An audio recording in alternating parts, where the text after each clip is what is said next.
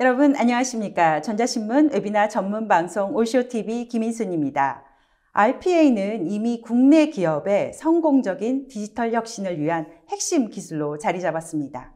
다양한 기업이 RPA를 도입해서 업무 효율성을 높이고 비용 절감 효과를 보고 있습니다.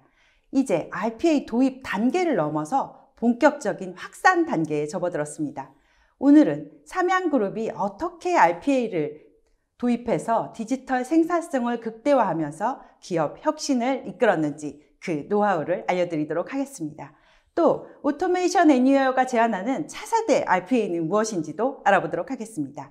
오토메이션 애니웨어 코리아의 이학수 부장님, 삼양홀딩스의 손현철 과장님 모셨습니다. 안녕하세요. 안녕하십니까. 네, 손 과장님부터 자기소개 부탁드립니다. 네, 안녕하십니까. 삼양홀딩스 디지털 혁신팀의 손현철 과장이라고 합니다. 저는 그 대외에 나와 있는 디지털 신기술 같은 것들을 지속적으로 발굴하고 사례 확인을 통해서 사내 이제 접목을 진행을 하고요. 그 결과 이제 사내에 의미 있는 결과를 발굴하는 업무를 담당하고 있습니다. 네, 감사합니다. 이학수 부장님. 네, 안녕하십니까. 저는 오토메이션 코리아의 세일즈 엔지니어, 그 기술팀을 맡고 있는 이학수 부장이라고 합니다. 일단 저는 이제 엔터프라이즈 고객 기업에서 요구하시는 여러 가지 RPA를 도입하기 위해서 준비에서부터 확산하는 과정에 이르기까지 필요하신 그런 것들을 이제 도와드릴 수 있는 그런 역할을 하고 있습니다. 네, 감사합니다. 오늘 발표는 약 45분간 이어집니다. 발표하는 동안 여러분들 궁금하신 내용들이 있으면 질문 올려주시면 좋겠습니다. 설문조사도 함께 진행 중인데요. 좋은 질문과 설문에 참여하신 분들께 소정의 상품도 보내드리고 있으니 많은 참여 부탁드립니다. 자, 그럼 지금부터 삼양그룹의 RPA 도입 성공 사례와 4세대 RPA는 어떤 것들이 있는지 알아보도록 하겠습니다. 네, 손 과장님, 네. 삼양그룹이 실제로 RPA를 이렇게 도입해서 성공 사례를 오늘 공유한다고 하셨는데 네네. 삼양그룹 어떤 회사인지부터 설명 부탁드립니다. 일단은 삼양그룹은 이제 식품, 화학, 의약, 패키징 이렇게 4대 사업, 핵심 사업을 네. 축으로 이제 그룹이 운영되고 있고요. 대부분 이제 조금 식품 회사랑 착각하시는 분들이 많은데 네. 저희 삼양그룹 같은 경우에는 대외에서 아실 만한 브랜드는 Q1 네. 그리고 이제 상쾌한 숙취 해소제 그리고 패키징 같은 경우에는 여러분들이 이제 일반적으로 드시는 페트병 이런 네. 것들을 제조하고요. 의약에서 이제 봉합사 이런 것들을 만드는 사업을 진행하고 있습니다. 네, 여기 보신 분들이 다 삼양 관련 라면 회사 이렇게 생각하시는 게 아니라 설명해 주신 대로 제약과 이런 분야에도 많이 진출하고 있는 삼양그룹의 오늘 RPA 혁신 사례 알아보도록 하겠습니다. 삼양그룹, 왜 이런 RPA를 도입해서 디지털 혁신을 추진하게 됐나요? 네, 일단은 오늘 이와 같은 순서로 이제 설명을 드릴 텐데요. 저희의 그 RPA 추진 배경과 그에 앞서서 이제 디지털 혁신을 하게 된 배경, 그리고 이제 RPA를 통해서 저희가 얻게 된 결과, 그리고 이제 확산하게 된 이런 배경과 2차 현재 진행하고 있는 2차 프로젝트 추진 현황, 그리고 저희가 이제 프로젝트 진행하면서 얻은 교훈, 이런 것들을 좀 순서대로 설명을 드리고자 하고요. 이제 RPA 이제 시작 배경에 앞서서 디지털 혁신을 저희가 먼저 시작을 하게 됐는데 그 배경은 저희가 한 18년도 정도에 그 그룹 전체 시스템을 한번 되짚어보는 수준 진단 컨설팅을 한번 진행을 했었습니다. 이제 우리가 한번 지금 기업이 한 100여 년 정도를 이제 앞두고 있는데 그러다 보니까 여러 가지 업무 시스템들 점점 많아지고 복잡한 업무 프로세스들이 있었는데 이걸 한번 되짚어 봄으로써 어떻게 하면 우리가 글로벌 이제 BP 사례로 올라갈 수 있는지 도약할 수 있는지를 한번 되짚어 봤고요. 그로 인해서 저희가 디지털 혁신 기술이 반드시 필요하다 이런 것들을 좀 얻어냈습니다. 확인했었고 그 결과적으로 저희 이제 제조에서 일반적으로 진행되는 R&D, 제조, 영업 마케팅, 경영 관리 이런 4대 업무에 디지털 혁신 기술 어떤 것들이 접목되면 우리한테 과연 도움이 될지 그리고 그걸 뒷받침하기 위해서는 우리가 어떤 문화를 가져야 될지 어떤 역량이 준비되어야 될지 이런 것들을 저희가 내부적으로 좀 오랜 기간 심도 있게 분석을 했고요. 이런 화면에 보이는 바와 같이 이제 비전하우스, 이제 디지털 전략을 수립함으로써 주요 핵심 과제를 이제 발굴하게 되었습니다. 네, 어떤 과제를 발굴했는지 좀 볼까요? 저희가 이제 앞에 나와 있는 비전 하우스를 기반으로 이제 디지털 혁신 8대 과제라는 것들을 수립을 했고요. 작년 말 이제 전사에 선포함으로써 이제 디지털 혁신 활동을 시작하게 되었는데 네. 세부 항목을 보시면은 뭐 스마트 R&D, 스마트 팩토리, 디지털 영업 마케팅, 업무 자동화 RPA, 그다음에 뭐 New ERP, 뭐 조직 및 역량 이런 기업에서 반드시 이제 필요한 이런 디지털 변환 업무 기술이 필요한 것들을 이제 핵심 과제로 선정을 했고 그 중에서 이제 저희가 오늘 설명드릴 내용은 이제 업무 자동화로 이제 이 부분에 대해서 좀 세부적으로 설명을 드리도록 하겠습니다. 네. 그러면 구체적으로 RPA 프로젝트 어떻게 진행됐는지 알아보도록 하겠습니다. 네. RPA 같은 경우에는 저희가 이제 뭐 여러 가지 환경의 변화도 있었고 저희가 뭐 솔직히 처음에는 이제 필요했을까라는 생각이 들었었는데 뭐 노동 환경 52시간 계속 변하면서 업무 시간 점점 줄어들고 그로 인해서 생산 가능 인구 점점 감소하고 일할 사람이 점점 부족해지는 현실에 맞닥뜨렸고요.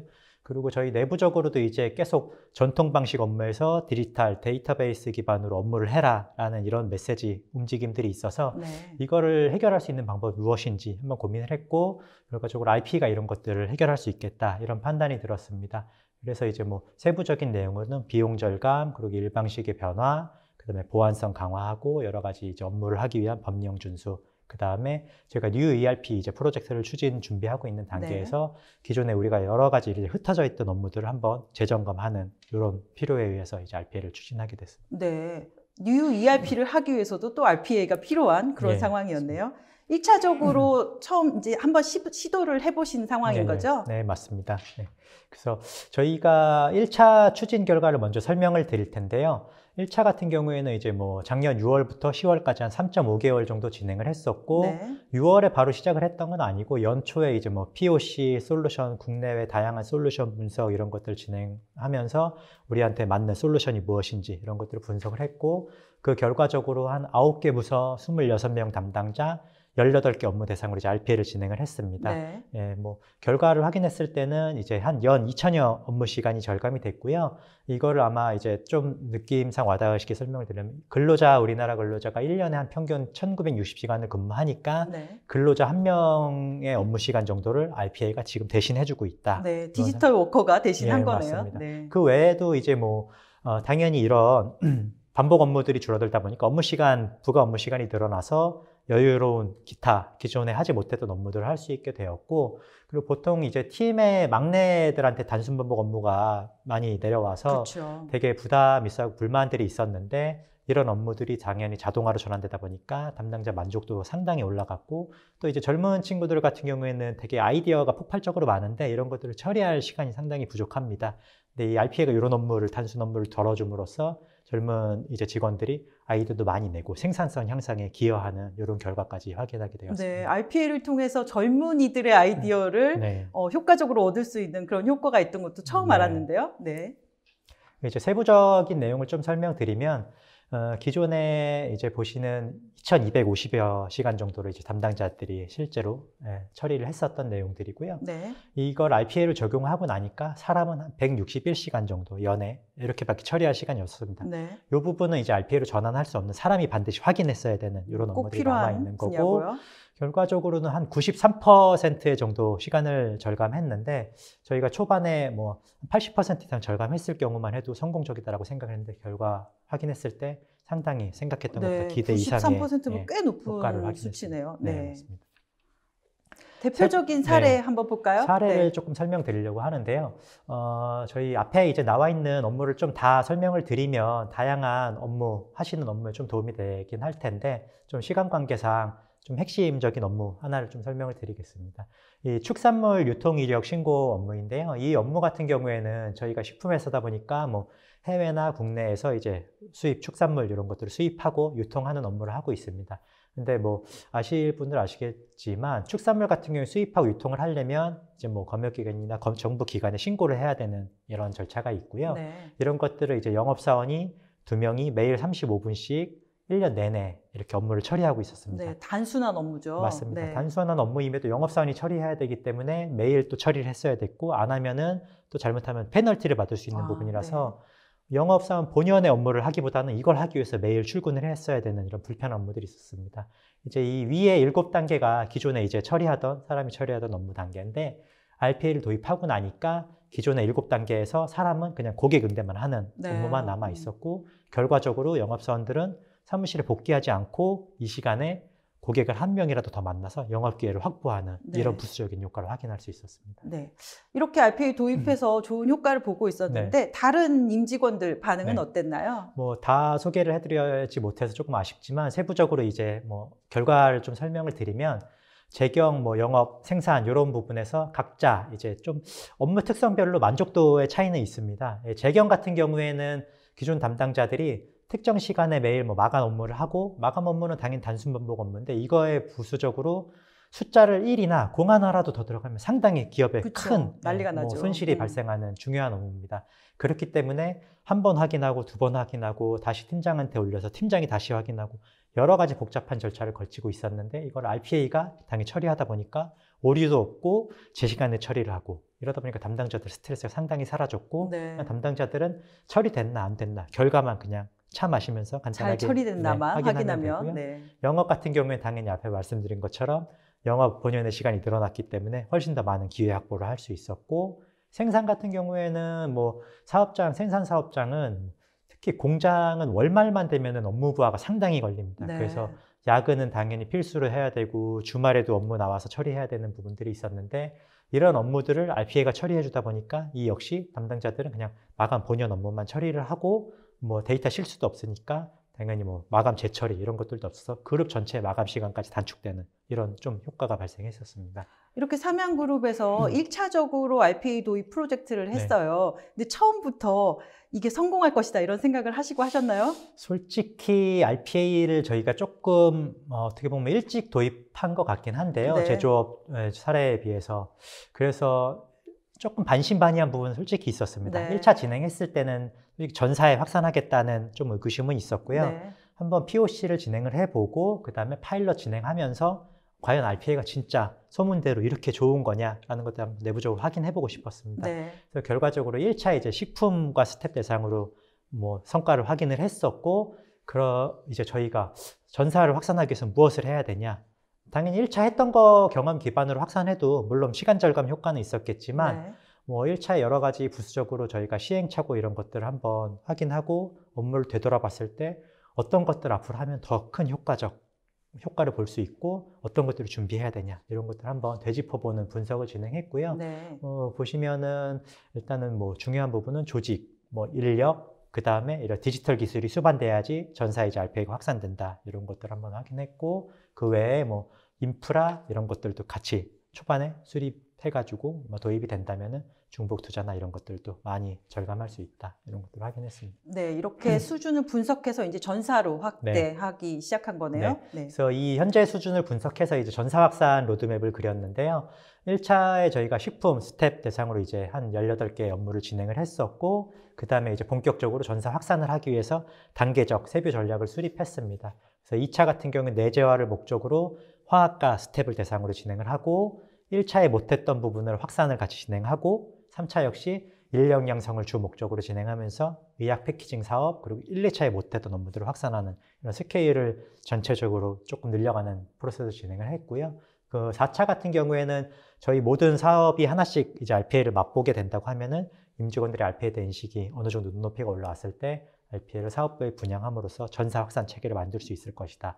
그리고 그 외에 저희가 준비해야 될 환경은 뭐 가상화나 챗봇, 그 다음에 뭐 IQ봇, 그 다음에 인력 양성 이런 것들을 같이 병행하면은 4차까지 조금 짜임새 있고 성공적인 단계로 진행할 수 있을 거다. 이렇게 계획을 세웠습니다. 네, 이렇게 계획을 세웠고 또 R&R도 정립하셨죠? 실질적으로 이거는 뭐 지금 들어와서 이제 시청하시는 분들께 조금 도움을 드리고자 좀 따로 이렇게 정리한 장표인데요.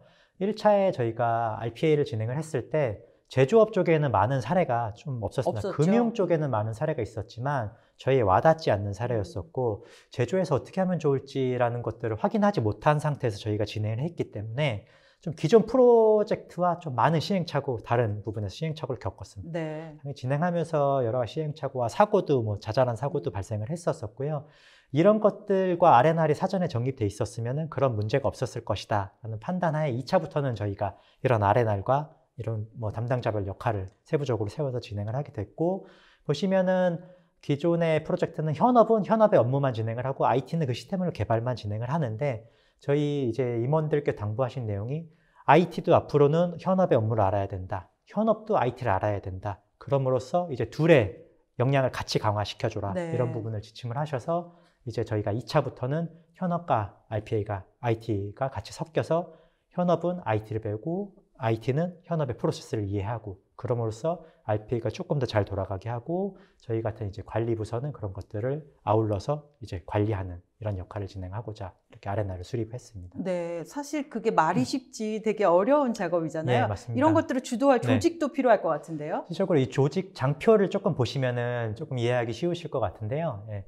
저희 같은 경우에는 1차 같은 경우에는 담당자 개별적으로 이제 뭐 컨택하면서 진행을 했었는데 2차 진행할 때부터 COE 조직을 새로 구성을 했습니다. 네. 그래서 식품, 화학 이렇게 담당자별로 부서별 PL을 선정을 해서 그 담당자들이 이제 저희 주간 회의에 정기적으로 참석을 하시고 월간에 참석하셔서 사업부 내에 이제 아이디어들을 가져오셔서 서로 내부에 디스커션 하시고 이런 디스커션 하면서 이제 필요한 RPA 기술들을 본인들이 습득하셔서 다시 사업장에 전파하면 RPA가 이런 것까지 되는구나 하고 역으로 또 더 많은 과제 아이디어들이 나오고요. 그걸 서포트하는 조직으로 저희가 이제 삼양 데이터 시스템이라는 IT 회사가 있는데 그렇죠. 그쪽에서 이제 운영하고 개발을 병행하면서 이런 것들 안정적으로 돌아갈 수 있는 시스템 지원을 하고 있고 제일 중요한 부분은 이제 스폰서십입니다. 뭐 챔피언 그룹, 어드바이저리, 뭐 스폰서 그룹 이런 부분에서 임원들이 사업부에 대한 관심 그리고 때로는 뭐 채찍질 그리고 뭐 끊임없는 스폰서십과 이런 것들을 현업에 뭐 이렇게 지침을 주시기 때문에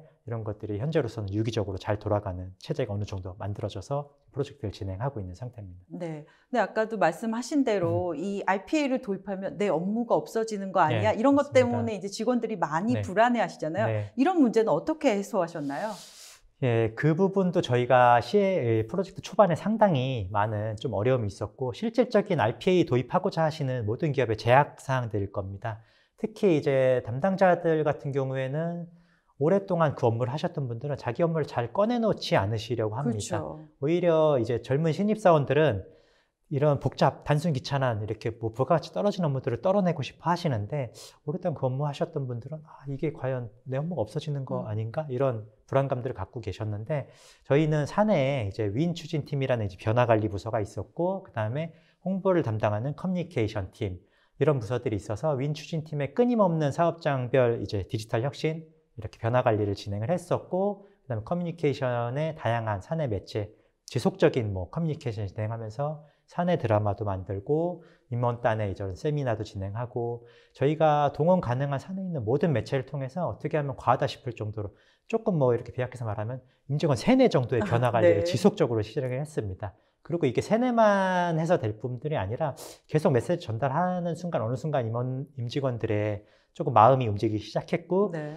때마침 1차의 결과가 그때쯤 나와서 실제로 내 업무가 편해지네. 나는 야근하는데 옆에 사람들은 일찍 가네. 이런 네. 것들을 눈으로 확인하기 시작하니까 그때부터는 이제 선순환 체계로 아이디어가 현업에서 먼저 올라오는 이런 좀 아름다운 체계가 만들어졌습니다. 네, 다행입니다. 결국은 사람을 움직여야 하는 것 맞습니다. 같은데요. 이렇게 이를 통해서 1차를 성공적으로 마치시고 이제 2차까지 확산하시게 된 거죠? 네, 맞습니다. 2차 프로젝트 설명해 주시죠. 2차는 저희가 지금 진행을 하고 있는데요. 뭐 1차에서 말씀드린 것처럼 RPA는 이제 시간 절감은 확실히 된다. 이런 것들을 확인했고 그럼 우리는 지금 좀 더 나가서 뭘 할 수 있을까를 한번 고민을 했었습니다. 그래서 이제 뭐 시간 절감 외에 기존에 나와 있는 업무 프로세스를 조금 재점검하고 없던 프로세스를 신규로 만들어서 조금 더 부가가치 높은 업무를 RPA로 제공을 해주고 그 외에 뭐 임직원들의 업무를 편하게 할 수 있는 챗봇 이런 것들을 RPA와 연계하면서 조금 업무를 편하게 해주고 그다음에 포털 구축 통해서 사업부 간 좀 경쟁 체제를 만들어서 RPA가 계속 임직원들의 관심을 이렇게 호응할 수 있는 체계를 만들었고요. 뭐 IQ봇이나 이런 것들 통해서 뭐 사업장별의 이제 문서들 이런 것들을 리딩하는 것들을 준비를 하고 있고 그다음에 뭐 보안, 특히 RPA 같은 경우에 보안이 가장 중요한 부분들인데 네. 뭐 저희 1차 같은 경우에 좀 보안이 미비한 부분들이 있어서 이런 것들을 가상화를 통해서 보안을 강화한 부분들이 있었고 또 중요한 부분 중에 하나가 이제 역량 내재화 부분인데 IT 역량뿐만이 아니라 현업들도 RPA로 인해서 뭐 업무가 어떻게 바뀌고 프로세스를 자동화하는 방법을 익히는 것들을 2차에 본 목표로 진행을 했었습니다. 네, 몇 개의 과제나 발굴하셨나요? 2차 같은 경우에는 한 저희가 12,000여 시간을 좀 목표로 했고요. 한 50여 개 정도 업무를 지금 대상으로 RPA를 지금 뽑아낸 상태입니다. 네. 그래서 1차 확산 같은 경우에는 저희가 전략을 두 가지로 가져가는데 1차 확산은 업무 시간을 계속 늘려가는 걸로 이렇게 절감하는 걸 늘려가는 걸로 하고 있고 2차 같은 경우에는 당연히 업무 시간이 절감되기 때문에 기존에 없던 업무나 이런 것들을 연결해서 궁극적으로 엔드투엔드 업무를 만들기 위해서 네. 뭐 공정 생산 관리도 향상하고 그다음에 업무의 뭐 품질, 뭐 그다음에 재고 가시성, 데이터 조기 분석 이런 것들 부수적인 것들을 좀 프로젝트의 본 목표로 진행하고 있습니다. 업무 개선 PI는 어떻게 변화가 됐을까요? 조금 예시를 제가 뒤에서 한 3개 정도 드릴 텐데 간단하게 이제 경영 가시성이 확보됐고 그다음에 저희가 가지고 있는 사람이 하면 불가피하게 발생할 수밖에 없는 리스크들이 있는데 이런 것들을 사전에 RPA로 제거하는 부분 그리고 사람으로서 할 수 있는 총량이 있는데 이런 것들을 RPA로 처리하다 보니까 생산성을 극대화할 수 있는 부분 좀 세부 내용은 뒤에 좀 정리한 내용이 있어서 같이 설명을 드리겠습니다. 네, 경영 가시성부터 네. 볼까요?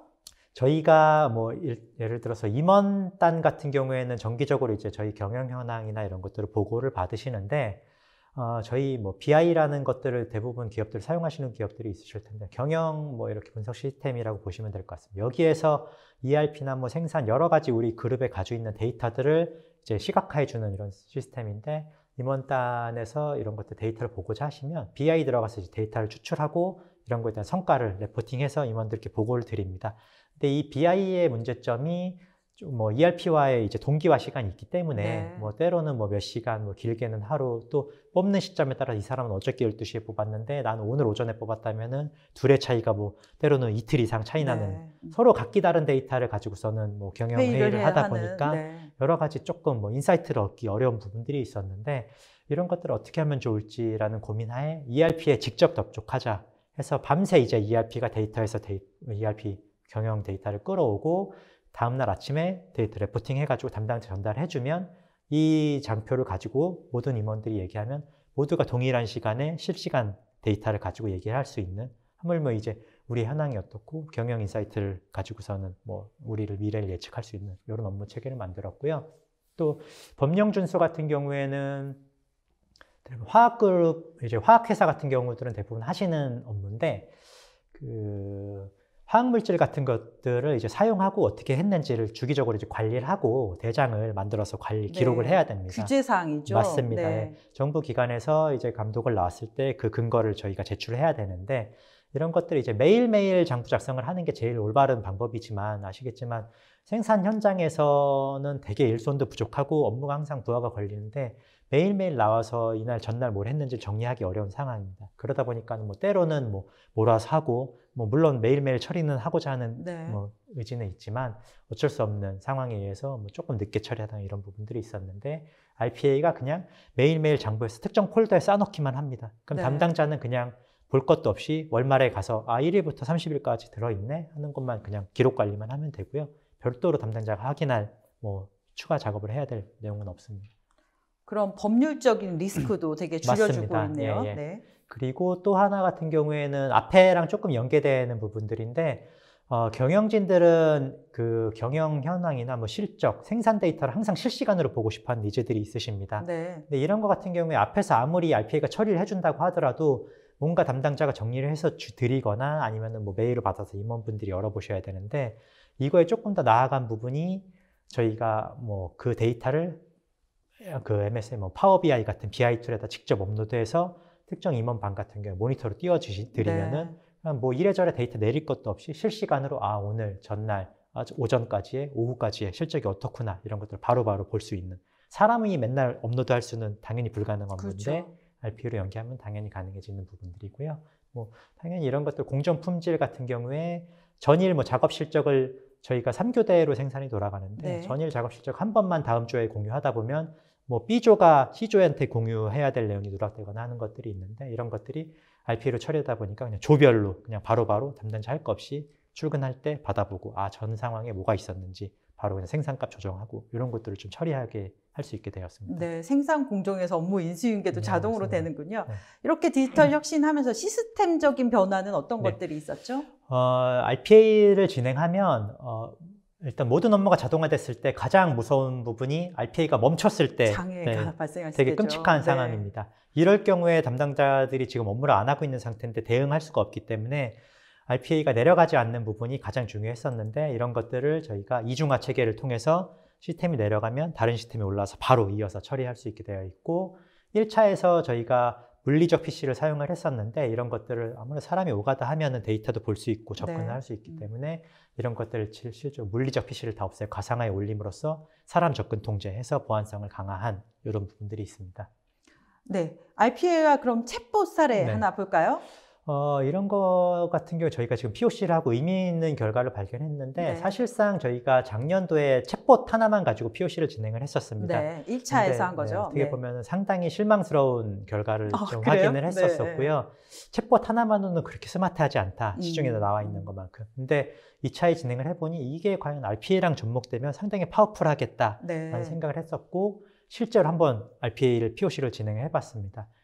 그래서 하나 업무를 진행을 해봤는데 뭐 예를 들어서 임원단에 뭐 이렇게 회의를 들어갔을 때 17년도에 식품 사례와 18년도에 식품 매출 뭐 어떻게 돼? 이렇게 했을 때 자료를 준비하지 않으면 바로 답변할 수 있는 임원들은 좀 극소수입니다. 그렇죠. 네, 되게 그래서 준비하고 다시 현업 담당자한테 물어봤을 때 뭐 시간이 미팅 오래 중에, 걸리겠죠. 그렇죠. 예, 미팅 중에 바로 오면 다행인데 대부분 미팅 끝나버리는 시간에 답변 요구는 할 수 있는데 이런 거는 미팅 중에 그냥 챗봇한테 RPA 챗봇한테 카톡을 보내면 미팅 중에 RPA가 데이터를 추출해서 바로 그냥 보면 비서가 바로 알려주는군요. 어떻게 보면은 네. 뭐 임원 컨닝 페이퍼 같은 역할을 네, 하는 네. 거죠. 예. 그런 역할을 이제 RPA로 구현을 했고요. 이런 것들을 진행했던 이유는 RPA 챗봇 통해서 이제 RPA랑 챗봇이 연계되면 얼마나 파워풀하게 뭐 업무를 처리할 수 있을까 이런 것들 생각을 했고 나아가서 챗봇 로드맵을 꾸려서 사내 업무 시스템을 챗봇 도입함으로써 챗봇에 대한 뭐 이해도와 AI 인식을 제고시키고 궁극적으로는 이제 대외 이제 영업 활동을 지원하는 네. 대외 챗봇으로 발전시키고 고객들이 바로바로 영업사원들이 바로바로 데이터 추출하고 서로 이제 상호 자료를 전달할 수 있는 이런 체계를 만들려고 챗봇을 지금 도입하게 됐습니다. 아까 앞에서도 설명해 주셨는데 임직원을 위한 이 RPA 포털도 만드셨죠? 잠깐 설명해 주시죠. 네, RPA 포털 같은 경우는 프로젝트 할 때 대부분 기업들이 많이들 만드시는데요. 저희는 RPA 그냥 얼마 시간 절감했는 것들을 보여주는 지표는 의미 없다고 솔직히 생각했습니다. 1차에 그 대시보드를 만들었는데 사실상 관심이 있을 사람 몇 명만 초반에 확인을 하고 나중에는 이제 방치되는 당연히 줄어든 거지 그렇습니다. 이렇게 생각하겠죠. 근데 이제 조금 접근 방식을 달리해서 저희가 4대 사업 그룹이 있는데 사업 그룹 간에 이제 업무 시간 절감 체계를 경쟁 체제를 도입하셨군요. 나름 보이지 않는 경쟁 체제를 만들어서 서로 이제 의욕적으로 과제를 도출할 수 있는 이런 체계를 만들었고 그 외에 이제 업무 평가 체제인데 작년에 제가 1차를 진행했을 때 전국에 있는 사업장을 한 16,000km 정도로 이동을 했습니다. 네. 뭐 인터뷰하고 설명회하고 이런 것들을 했었는데 지금은 이제 과제도 어느 정도 잘 올라오는 체계가 만들어졌기 때문에 그냥 포털에다 직접 자기가 업무 어떤 것들을 하고 있다라는 것 몇 개 항목만 입력하면 자동으로 평가 점수가 나오고 저희 커트라인 몇 점 이상만 과제로 받아서 그 순차적으로 이제 RPA를 진행하는 그런 것들을 하고 있고. 네, 지금 같이 업무 이동이 불가능할 때는 완전히 좋은 맞습니다. 솔루션이네요.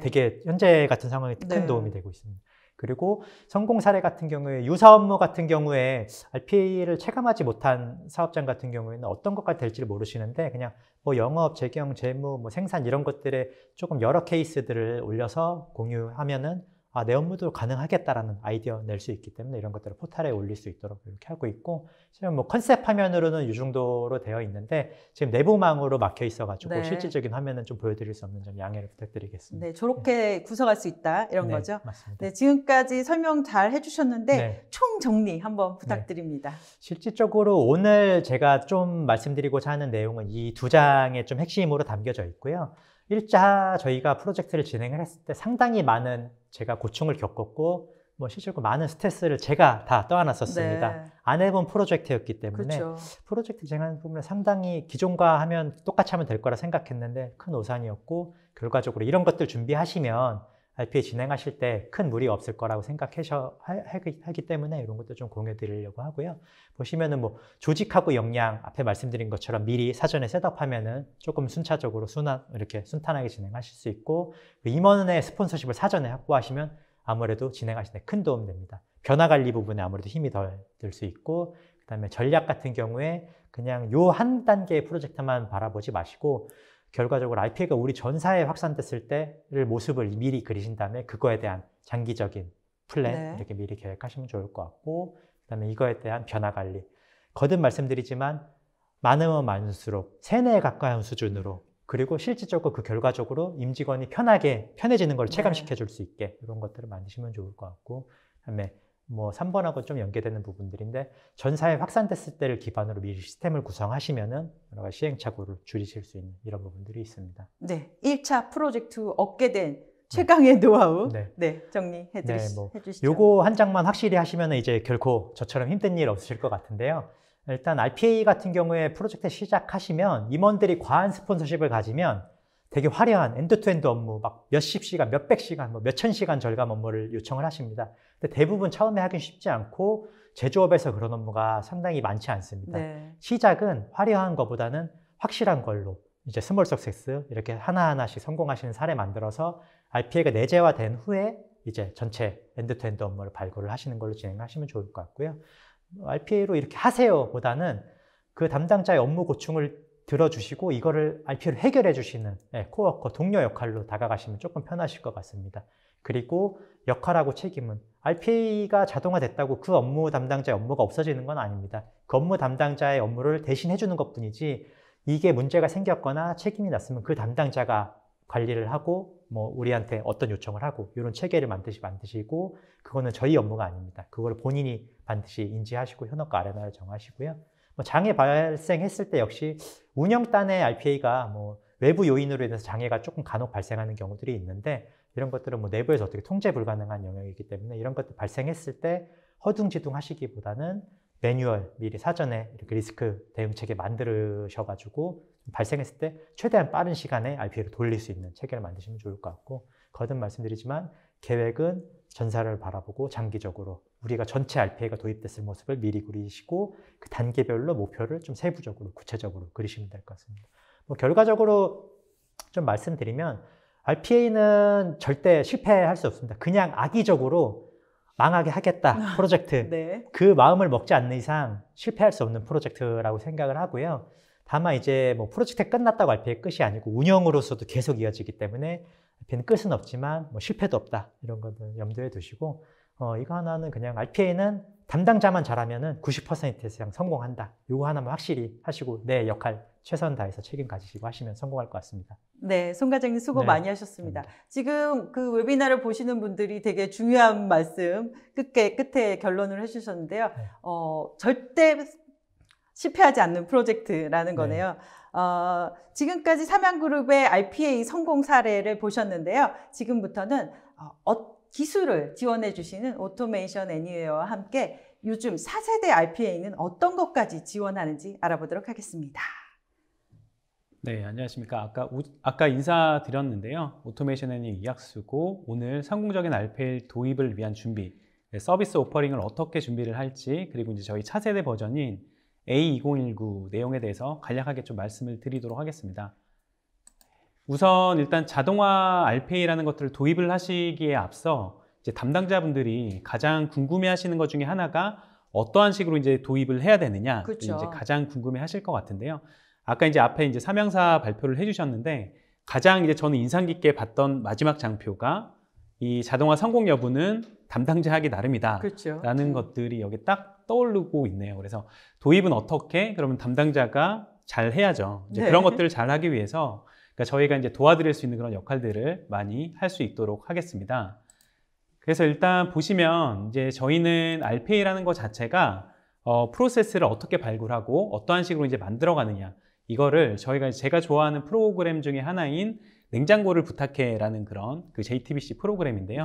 요거하고 이제 저희 RPA하고 유사하지 않나라고 이제 말씀을 드리고 있습니다. 그래서 이 냉장고를 부탁해라는 프로그램을 보시면 일단 출연자의 냉장고에 있는 정해져 있는 재료를 가지고 뭔가 출연자 입맛에 맞게 뭔가를 만들어내는 제한된 시간 안에 그러한 식의 이제 그 TV 프로그램인데, 이제 저희가 RPA 프로젝트를 하다 보면 RPA 프로젝트는 뭐 하드웨어를 도입을 한다거나 뭐 서버 스토리지를 도입하는 거, 또는 뭐 ERP 시스템을 바꾼다는 솔루션을 도입하는 거, 이런 것처럼 뭔가 새로운 것들을 가지고 와서 만드는 게 아니라 이미 기업에서 가지고 있는 프로세스 그리고 이미 쓰고 있는 어플리케이션들 여러 가지 어플리케이션들을 저희가 자동화로 만들어드리는 그런 역할을 하는 거기 때문에 저희가 하는 이 RPA 자체가 이제 뭐 그 TV 쇼잉 냉장고를 부탁해와 상당히 유사하지 않나라고 이제 저희는 생각을 하고 있습니다. 그래서 그런 것들을 어떻게 잘 뽑아내고 어떻게 효율적으로 프로세스를 만들어 드리는 게 저희가 오토메이션 애니어가 해 드릴 수 있는 역할이고 네, 그런 그럼 거기 나오는 셰프 같은 역할이네요. 아, 네. 저희가 이제 셰프 역할을 하고 시간만 딱 정해 주시면 저희가 그 시간에 맞춰서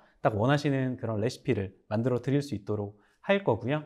그런 것들을 위해서 이제 저희가 서비스 오퍼링 형태로 준비한 4가지 항목이 있습니다. 그래서 네. 뭐 저희가 사전에 이게 저희 회사에 맞느냐라는 개념 검증적인 측면, 그리고 보타톤, 요새 해커톤이라고 해서 여러 가지 그 캠페인 같은 것들을 많이 하고 있는데 기업 내에서 이제 경쟁 구도를 만들어 드릴 수 있는 그런 보타톤, 봇을 만들어 볼 수 있는, 그리고 이제 프로세스 워크숍이라고 해서 현업에서 프로세스를 도출할 때 필요한 그런 피저빌리티를 만들어 드리고 우선순위를 산출해 줄 수 있는 그런 워크숍을 진행을 해 드리고, 또 이제 봇 빌딩 워크숍이라고 해서 임직원분들이 직접 참여를 하셔가지고 내가 원하는 봇을 직접 만들어 볼 수 있는 그러한 것들에 대한 이제 모든 활동들을 저희가 지원을 해 드리고 있습니다. 그러니까 이러한 내용들은 뭐 향후에 저희 쪽으로 연락을 주시면 저희가 찾아뵙고 지원을 드릴 수 있도록 하겠습니다. 네, 오토메이션 애니어가 그래서 이제 차세대 RPA 제품들을 네. 선보이고 있죠. 어떤 제품들입니까? 네, 일단 먼저 말씀을 드릴 내용은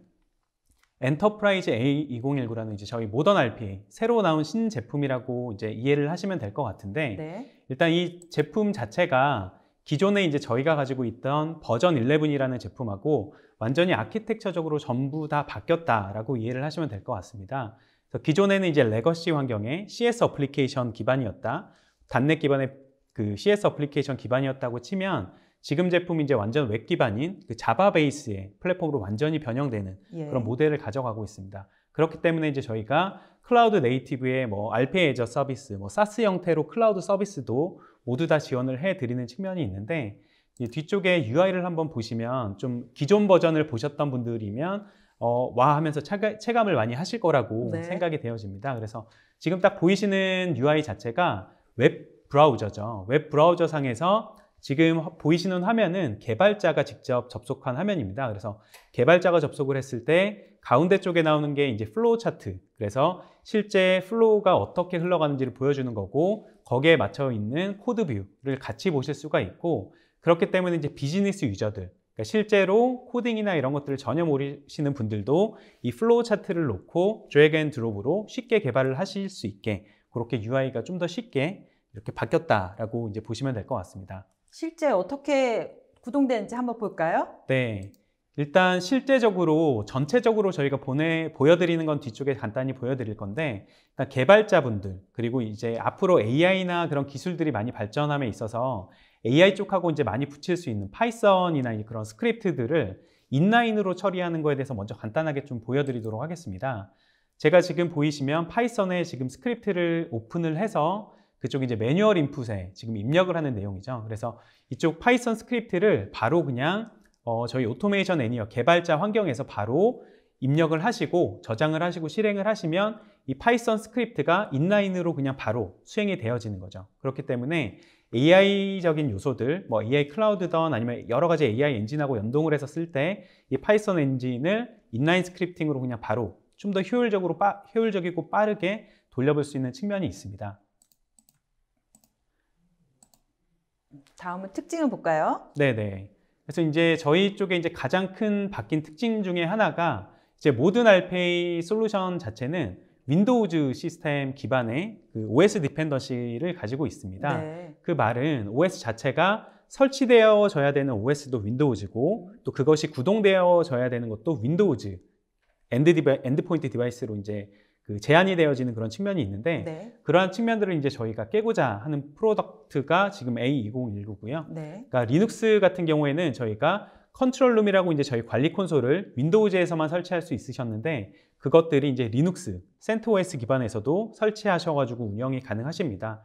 이 버전은 지금 이미 출시가 되어져 있기 때문에 뭐 윈도우즈에 대한 그 OS 관리 또는 그 뭐 보안 취약성에 대한 그런 뭐 컨선이 있으신 고객들, 그리고 또 비용적인 라이센스적인 측면이 있으신 고객분들은 저희 리눅스에다 관리 콘솔을 올리셔가지고 업무를 보실 수 있게 그렇게 만들 수가 있고요.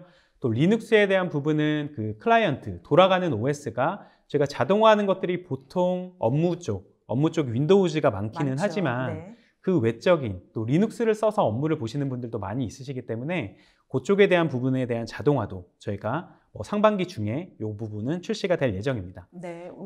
운영체제 디펜던시가 조금 사라졌네요. 네, 맞습니다. 네. 이제 멀티 플랫폼을 지원을 하는 거고, 그리고 이제 위쪽에 보이시는 것처럼 SDK라고 되어져 있는데요. 그러니까 저희가 소프트웨어 디벨롭먼트 킷을 제공을 하고 있습니다.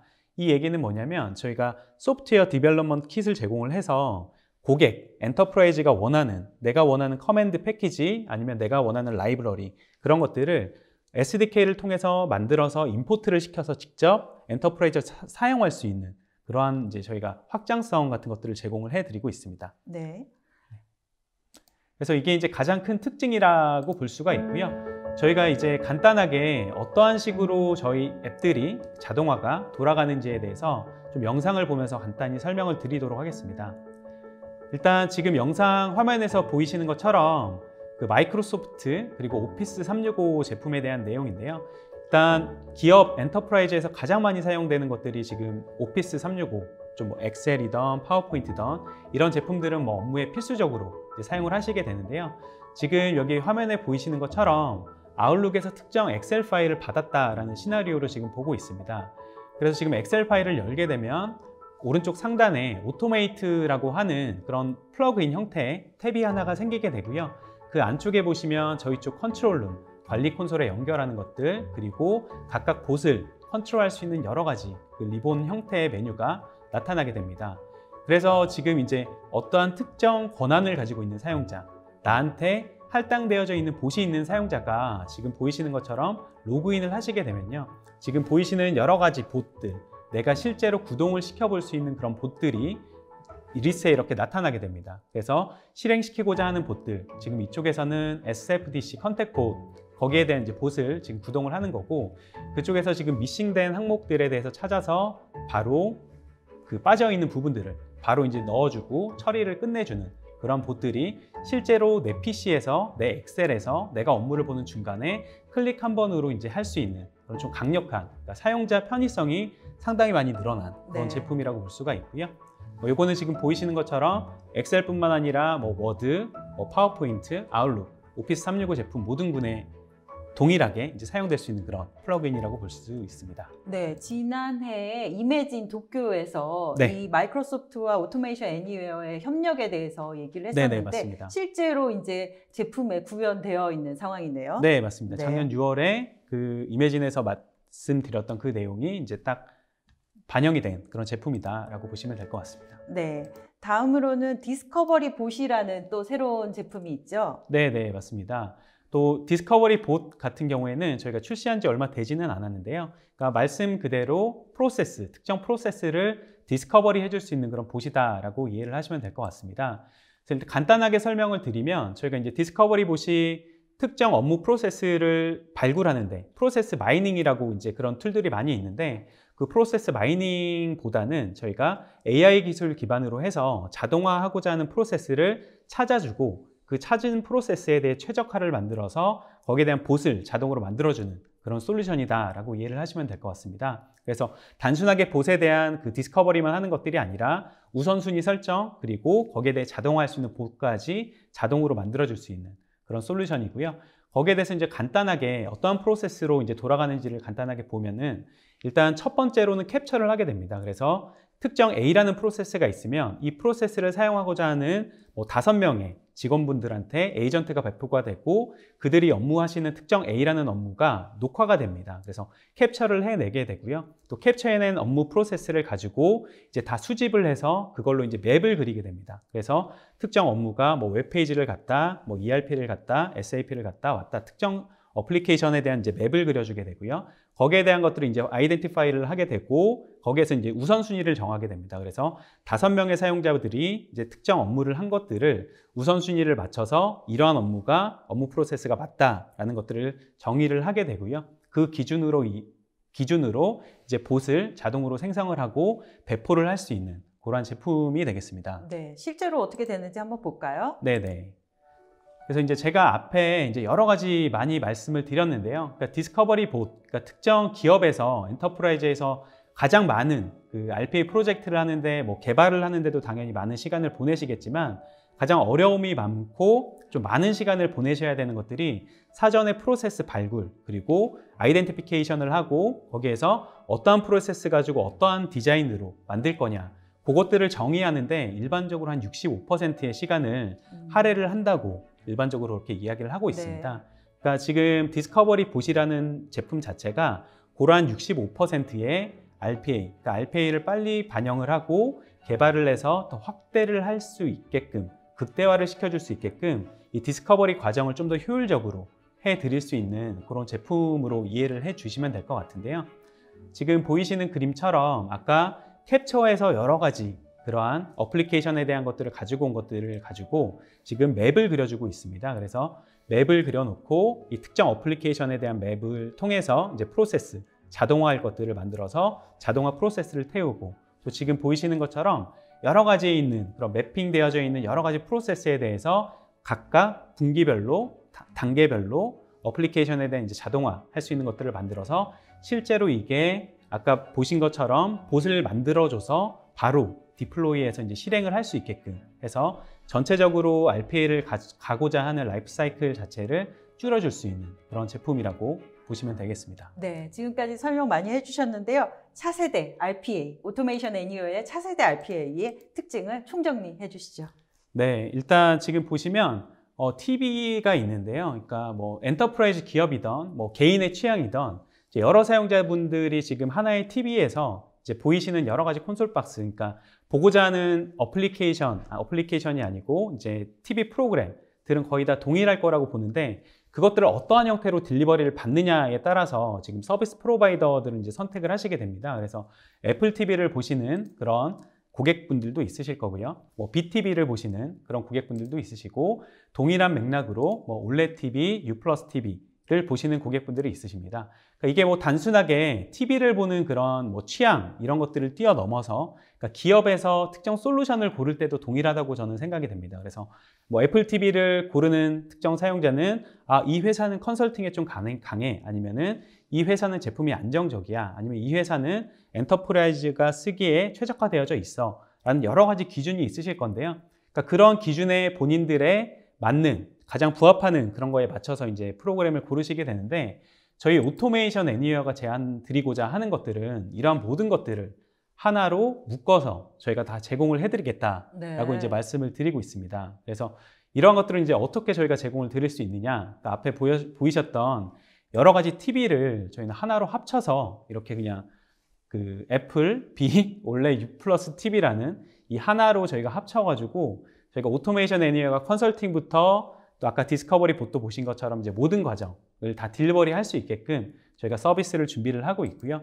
그런 것들을 위해서 아까 이제 삼양사에서도 발표 드린 것처럼 RPA에서 프로젝트가 실패하는 것들은 담당자의 뭐 무지고 관심이 없는 거다. 정말 잘못된 거다. 뭐 그런 말씀을 듣지 않으시게 저희가 할 수 있는 여러 가지 서비스 오퍼링 아까 말씀드렸던 이러한 것들을 저희 쪽 연락을 주시면 저희가 찾아뵙고 마스크를 쓰고 찾아뵙고 이런 것들을 네, 진행을 해드릴 수 있도록 하겠습니다.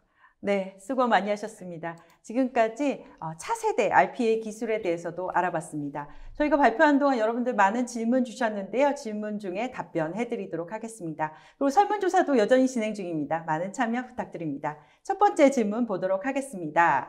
RPA 업무를 산정할 때 업무 선정의 기준은 어떤 것들이 있을지요? 하고 질문 주셨는데요.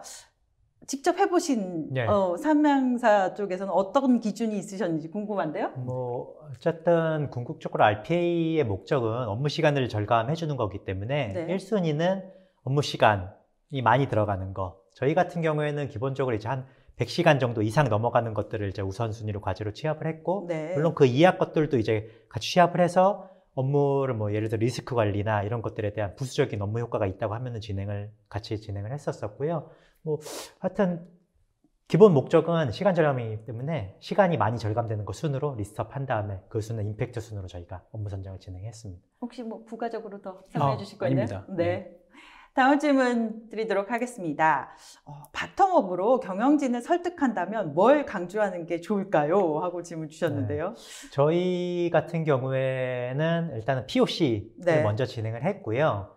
POC 진행 통해서 실질적 결과물을 임원들께 보여드렸습니다. 네. 그리고 RPA를 하니까 이렇게 된다. 그리고 그 외에 이제 타사, 저희 동종업계 네. 사례들을 많이 이제 가져와가지고 얘는 A 제조사는 이렇게 됐고요. B사는 이렇게 됐고요. 얼마 들어가니까 얼마 절감됐대요. 라는 것들을 데이터로 가지고 네. 가서 실질적으로 안 할 이유가 없었던 거죠. 실질적으로 뭐 얼마 들어가면은 얼마가 절감된다는 것들을 본인들이 직접 확인하셨으니까. 네. 그렇기 때문에 그런 방식으로 실질적인 사례와 주변에 이제 뭐 결과물, POC 결과물 이런 것들을 같이 접목하셔서 설득하시면 좀 쉬울 것 같습니다. 네, 오늘 알려드린 삼양사의 사례를 잘 활용하시면 좋을 것 같습니다. 다음 질문 드리도록 하겠습니다. RPA와 관련된 솔루션들이 여러 가지 종류가 있는데요. 오토메이션 애니웨어 타사, 뭐 예를 들면 뭐 유사 같은 제품들이 있죠. 차별점은 무엇일까요? 또 삼양그룹이 오토메이션 애니웨어를 선택하게 된 계기가 있을 거예요. 앞 질문은 우리 네. 부장님이, 뒷 질문은 네. 과장님이 해주시면 되겠네요.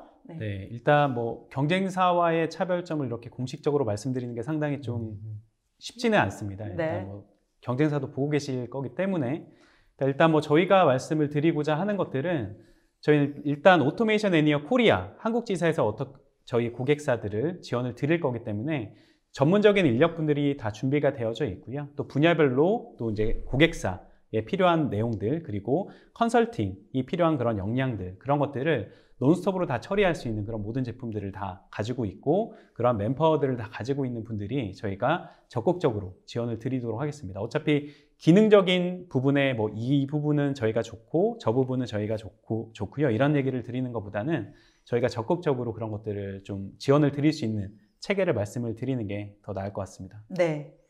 과장님? 저희 네. 같은 경우 솔루션을 선정하기 전에 일단 국산 2개 솔루션, 그 다음에 외산 2개 솔루션을 이렇게 같이 비교를 했고요. 네. 실질적으로 이제 뭐 국산도 POC를 하고 외산도 같이 POC를 진행을 했었습니다. 그 결과, 그 당시에 뭐 POC는 당연히 이제 뭐 의미 있는 결과들을 발굴했지만 저희 같은 경우에는 사례, 앞에 말씀드린 것처럼 네. 사례를 먼저 확인을 할 필요가 네. 있었고 사례 기반으로 경영진을 설득하기 위해서 주변 사례 제조업사들을 많이 확인을 했었는데 당시 같은 경우에는 뭐 지금은 저희가 사례 조사를 최근에는 모르겠지만 당시에는 UiPath 같은 경우 금융권에 상당히 많은 이렇게 사례를 가지고 네. 계셨었고 오토메이션 애니어 같은 경우에는 뭐 금융 포괄해서 뭐 제조업 쪽에 좀 많은 사례들을 가지고 네. 있었고 저희가 만나본 여러 이제 제조업 담당자들 경우에도 AA를 쓰고 계셨기 때문에 저희 같은 경우에는 실제로 제조업에 우리한테 적합한 제품이 AA가 맞다라고 판단을 그 당시에 결정하게 됐었습니다. 네, 도움이 되셨나 모르겠네요. 다음 질문 드리도록 하겠습니다. RPA 업무 적용의 기대 효과에 대한 검증 방식이 궁금하고요. 현업 실무자의 고용 위협에 대한 반발은 어떻게 극복하셨는지 이것도 과장님이 답해 주셔야 될 것 같은데요. 네. 적용 업무 기대 효과에 대한 검증 방식이라고 하시면은 시간 절감을 아마 뭐 말씀하시는 것 같은데 기존에 이제 담당자 인터뷰를 저희가 진행을 하고 그다음에 RPA 설명도 드리고 인터뷰 같은 경우 2차, 3차 정도를 진행을 하는데 계속 진행을 하면서 담당자가 연에 얼마 정도 시간이 들어가는지 그리고 단순 시간이 들어가는 것 외에 어떤 업무를 처리할 때 어떤 문제들이 있는지 이걸 뭐 어떻게 해결해야 되는지 이런 것들을 세부적으로 같이 분석을 해서 RPA가 이걸 해결할 수 있는지 이런 것들을 저희가 실제로 1차에는 이런 부분에 대한 조금 노하우가 부족해서 많은 시행착오를 겪었는데 2차 하다 보니까 조금 어떤 것들이 RPA를 적용하면 되는지 미리 기대 효과가 눈에 보이게 됐었고요. 1차 진행하실 때는 뭐 AA나 파트너스를 도움 받으시면은 저희 같이 조금 시행착오 겪는 일은 없으실 거라고 이렇게 생각이 됩니다. 그리고 자기 자리가 네. 없어진다는 건 업무가 자기 자리 없어지는 부분은 아까도 제가 계속 말씀드렸는데 지속적인 RPA가 실제로 뭐 업무를 절감해 주는 건 사실입니다. 근데 그 외에 자기가 더 많은, 더 뛰어난 업무를 할 수 있는 기회도 제공해 주는 것이 사실이거든요. 네. 보다 창의적인 맞습니다. 일이요. 기존에 이제 부가가치 떨어지는 일들은 조금 RPA한테 맡겨두시고 보다 이제 RPA가 할 수 없는 아이디어성 업무들 이런 것들 창의적인 업무 계속 하시고 그런 부분에서 진행을 하시면은 또 실질적으로 자기 업무가 편해지는 걸 느끼기 때문에 네. 그다음부터는 저항이 상당히 줄어들게 됩니다. 네, 처음에 사실 그걸 네. 받아들이기가 어려워서 그렇지 한번 맞습니다. 써보시면 그 맛을 못 잊는 그런 것 맞습니다. 같은데요. 다음 질문 드리도록 하겠습니다. 질문이 참 깁니다. 브라우저 GUI 기반의 자사 솔루션 테스트 업무를 맡고 있습니다. 아무래도 GUI를 테스트하다 보니 스크립트 기반의 자동화 솔루션을 적용하는 데는 한계가 있어 RPA도 검토하고 있습니다. 브라우저 GUI 기반 소프트웨어 테스트 자동화 업무에 오토메이션 애니웨어 솔루션을 적용할 수 있을까요? 하고 질문 주셨는데요. 우선 네네. 여기까지. 네네. 일단 지금 말씀 주신 것처럼 뭐 GUI 기반의 그런 솔루션이다. 그런 것들을 가장 잘 자동화를 할 수 있는 솔루션 자체가 RPA이다라고 말씀을 먼저 드리고요. 저희 오토메이션 애니웨어 같은 경우에는 이미 뭐 고객 레퍼런스가 많이 있습니다. 그래서 뭐 QA를 하는 것들이나 아니면 지금 말씀하신 것처럼 뭐 특정 테스트, 특히나 이제 브라우저의 이제 GUI 기반의 그런 브라우저 같은 경우에는 각각 브라우저의 특정 버튼이나 그런 것들을 클릭을 하는 액션을 한다거나 뭔가의 액션을 취해야 되는데 그런 것들이 각각의 객체 오브젝트 값들을 가지고 있습니다. 그런 것들 다 핸들링은 가능하고 이 가장 중요한 것 중에 하나는 그 핸들링을 하는 데 있어서 그 약간의 그 에러 핸들링이라고 해야 되나요? 그러니까 약간의 이제 변수가 생겼을 때, 그러니까 만약에 이제 브라우저 기반이다 보니까 서버에서 응답 속도가 느리게 되면 응답이 늦게 오는 경우가 있습니다. 이제 그런 것들을 어떻게 처리를 해줄 수 있느냐, 이것들을 기다렸다 처리를 해줄 수 있느냐, 아니면은 그냥 에러로 그냥 뱉어낼 것이냐, 이런 것들을 적절하게 이제 섞을 수 있는 그런 여러 다양한 에러 핸들링 기법도 가지고 있기 때문에 이미 충분히 가능할 수 있고 이미 그런 사례는 많이 있습니다. 네, 여기서 질문이 연결되는데 그 테스팅 관련 기업이나 특정 기업 테스팅 부서에 RPA가 적용된 사례와 이슈에 대해서도 조금 더 간략하게 설명 부탁드립니다. 일단 사례는 많다라고 말씀을 드렸는데 특정 이제 뭐 그 식품 쪽 관련된 그런 쪽에서는 그 모바일 앱 그런 것들 쓰는 사례도 많이 있습니다. 그래서 특정 모바일 앱 어플리케이션을 많이 쓰고 그런 것들을 통해서 에뮬레이터, PC에서 에뮬레이터로 그 모바일 어플리케이션을 띄워놓고 부하 테스팅을 한다거나 아니면은 아까 말씀해 주셨던 그런 테스팅을 하는 그런 사례로 지금 이미 한 100개 이상의 그런 프로세스를 돌리고 있습니다. 네, 감사합니다. 마지막 질문 드리도록 하겠습니다. RPA 도입 시 삼양그룹 내에서 자발적인 얼리 어댑터는 누구였나요?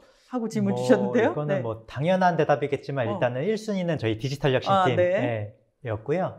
그리고 저희가 진행을 하면서 POC를 진행하면서 저희가 여러 좀 부서, 여러 생산, 뭐 영업 이렇게 해서 다양한 부서 담당자들 모아놓고 워크샵을 진행을 했었습니다. 네. 이제 그 중에서 워크샵을 진행하다 보니까 RPA에 대한 뭐 관심이 있으신 부서들이 당연히 눈에 나왔고 그분들이 이제 선도해서 이제 RPA를 뭐 사내 확산하고 홍보하는 역할을 진행을 하셨고, 예.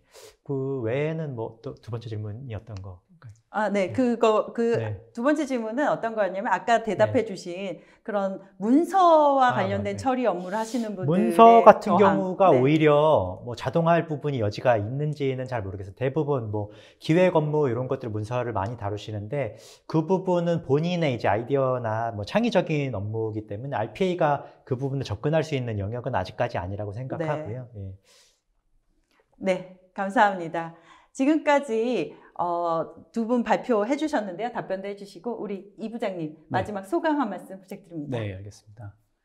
일단 뭐 지금 뭐 올쇼 TV라는 이렇게 온라인을 통해서 인사를 드리고 이제 저희가 뭐 삼양사에 대한 유스 케이스 말씀을 드리고 또 이제 저희 오토메이션 애니어의 신제품을 말씀을 드렸는데 아까 말씀드린 것처럼 이제 궁금하신 내용이 있으시거나 RPA에 대한 이제 뭐 도입 또는 확산 어떠한 부분에 이제 어려움이나 아니면은 좀 가이드나 또 유스 케이스 같은 것들을 듣고 싶으시면 저희 쪽에 연락을 주시면 저희가 지금 코로나이기 때문에 저희가 뭐 온라인으로 이런 식으로 찾아뵙는 것도 가능하고 아니면은 마스크를 쓰고 방문을 드릴 수 있도록 하겠습니다.